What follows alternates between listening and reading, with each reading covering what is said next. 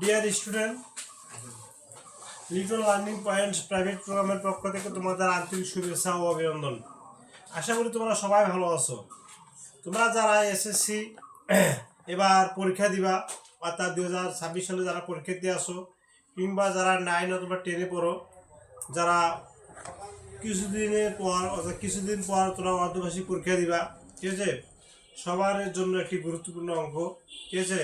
আমরা যে অঙ্কটি আলোচনা করবো সেটা হচ্ছে দিনাজপুর বোর্ড 2024। দিনাজপুর বোর্ড 2024 সালে যে প্রশ্নটি এসেছিল, হ্যাঁ, সেই প্রশ্নটি নিয়ে আমরা আজকে আলোচনা করব এবং এই প্রশ্নটি সলিউশন করব।